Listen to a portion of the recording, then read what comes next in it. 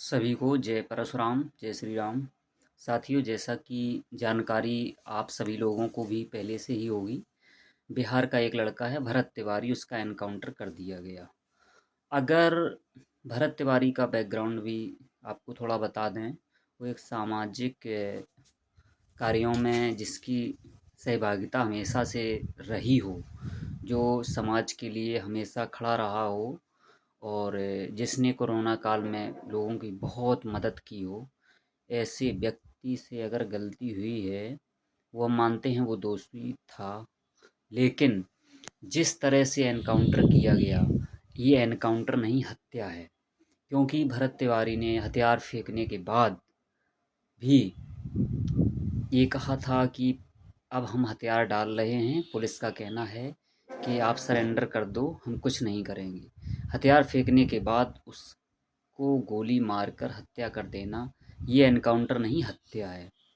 और इस तरह से भरत तिवारी की हत्या कर देना कहीं न कहीं प्रशासन और सरकार की नाकामी को दर्शाता है।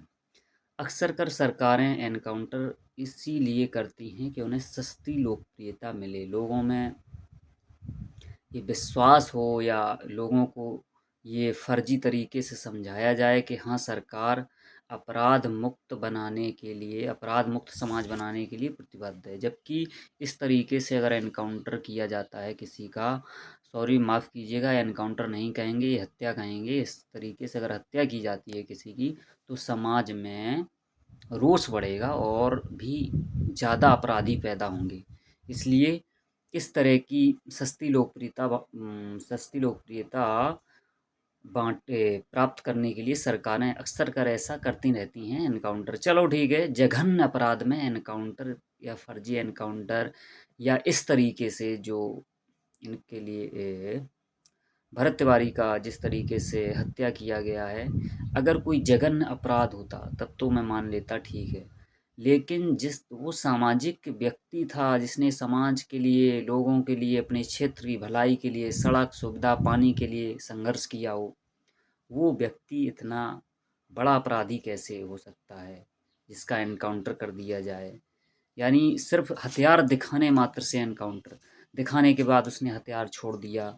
उसने कहा चलो हम हथियार डाले दे रहे हैं, अब कुछ नहीं करेंगे, पुलिस वाले ऐसा बोल रहे हैं। लेकिन फिर भी अगर एनकाउंटर होता है तो ये बिहार पुलिस और सम्राट चौधरी, वहाँ के मुख्यमंत्री जो हैं, उनकी नाकामी को दर्शाता है। और ये बताता है कि सरकार अपने आप में सर्वोच्च बनने की कोशिश कर रही है। वो ये समझ रही है कि न्यायपालिका, कार्यपालिका और जितनी भी संस्थाएँ, बड़ी-बड़ी संस्थाएँ हैं, कुछ नहीं हैं, सब कुछ हम ही हैं। अगर सब कुछ आप ही हैं, तो ये सर्वोच्च न्यायालय, उच्च न्यायालय किस लिए बनाए गए हैं? इनका कोई काम नहीं है। अगर सरकार के हिसाब से देखा जाए तो इस तरीके से सरकारों को इन सब चीज़ों से बचना चाहिए। और सस्ती लोकप्रियता पाने के लिए ये सब करते हैं, नहीं करना चाहिए। और अगर ऐसा करेंगे तो समाज में इनका नुकसान ही होगा, समाज को इसका नुकसान होगा। बहुत सारे ऐसे युवा जो सही रास्ते पे चल रहे हैं, वो गलत रास्ते पे आ जाएँगे और जिससे हमें और हमारे समाज को भारी नुकसान होगा। तो हम यही चाहते हैं कि इस तरीके से नहीं करना चाहिए सरकारों को, इससे समाज का ही नुकसान है। धन्यवाद।